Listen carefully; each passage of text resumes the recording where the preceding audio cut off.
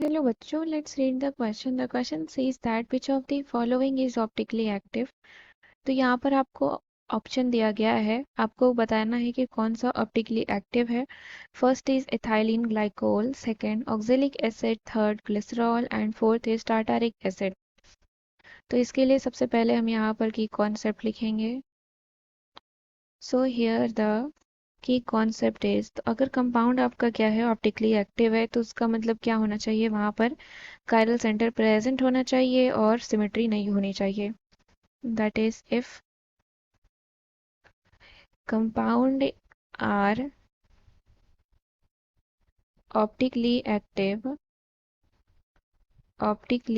Active then presence of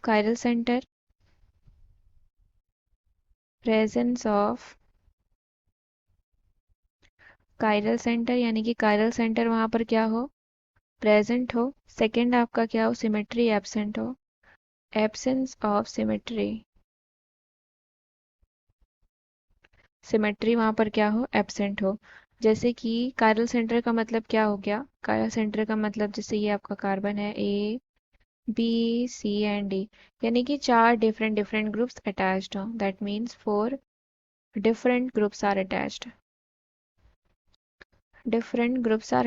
अगर एक ही carbon से चार अलग अलग ग्रुप अटैच हैं तो वो कार्बन का सेंटर आपका क्या हो जाएगा, वो कायरल सेंटर हो जाएगा. अभी हम देखते हैं प्लेन ऑफ सिमेट्री हमारी क्या होती है. What is plane of symmetry. So plane of symmetry क्या होती है, ये एक इमेजिनरी प्लेन होता है जिसे हम किसी भी मॉलिक्यूल से अगर पास करें और वो मॉलिक्यूल को मिरर इमेजेस में डिवाइड कर दे तो वहां पर क्या होता है, प्लेन ऑफ सिमेट्री प्रेजेंट होता है. That is it is an imaginary plane. An imaginary plane passes through pass through molecule which can bisect the molecule which can bisect the molecule, जो मॉलिक्यूल को क्या कर सके, बाइसेक्ट कर सके. Molecule mirror images halves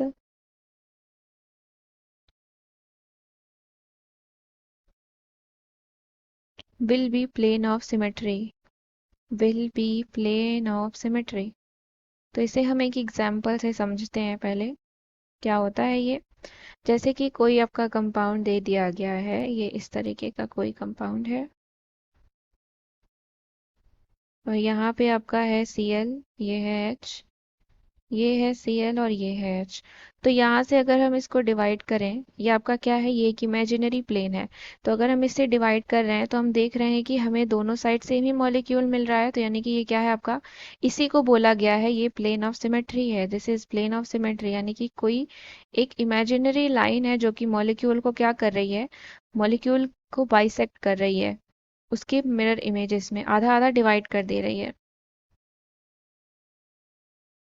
तो अभी हम यहाँ पे देखते हैं हमारे कौन कौन से कंपाउंड दिए गए हैं. सबसे पहले आपको बोला गया है इथाइलिन ग्लाइकोल.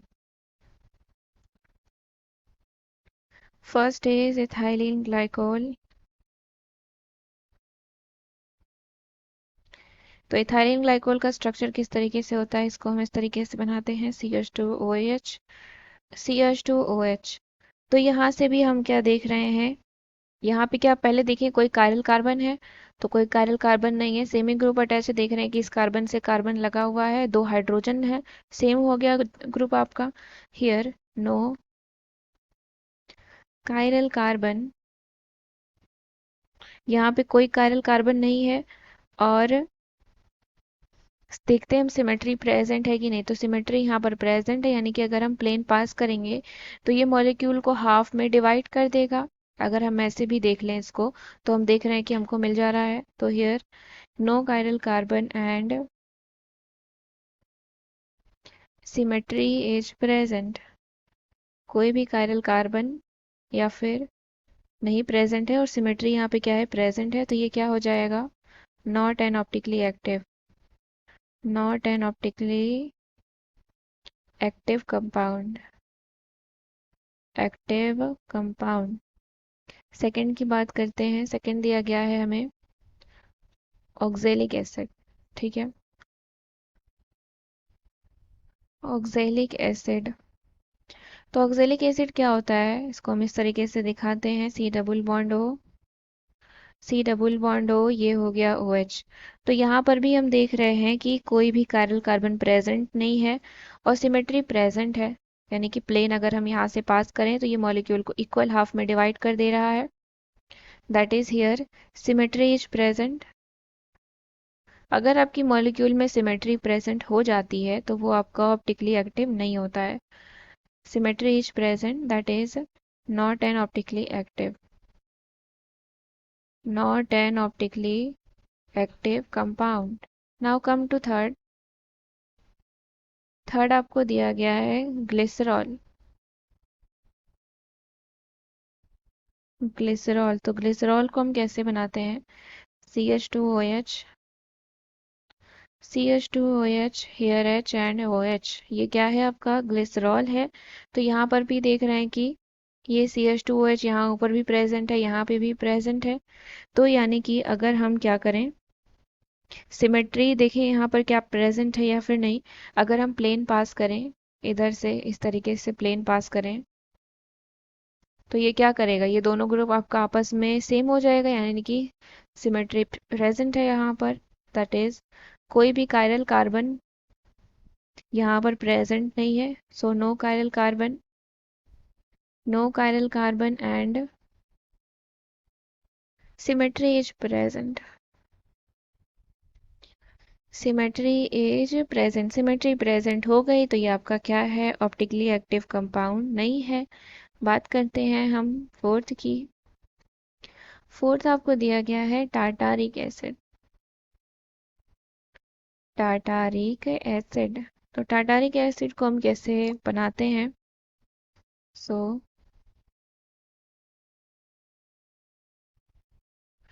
COOH, COOH, ये है HOH एंड H और H, OH एंड H। तो यहाँ से अगर हम देखें तो क्या यहाँ पर कायरल कार्बन प्रेजेंट है, तो यहाँ पे आपके दो कायरल कार्बन प्रेजेंट है। ठीक है, ये दो कायरल कार्बन आपके प्रेजेंट है। और अगर हम प्लेन ऑफ सिमेट्री ऐसे पास करें तो हम देखेंगे कि ग्रुप्स डिफरेंट मिल रहे हैं, यानी कि ना तो यहाँ पे सिमेट्री आपकी प्रेजेंट नहीं है और कायरल कार्बन भी प्रेजेंट है। That is chiral carbon is present as well as symmetry is not present, no symmetry। तो ये कंडीशन आपकी किसकी होती है, ऑप्टिकली एक्टिव कंपाउंड के लिए। तो ये आपका क्या है, ऑप्टिकली एक्टिव कंपाउंड हो गया। This is an optically active compound.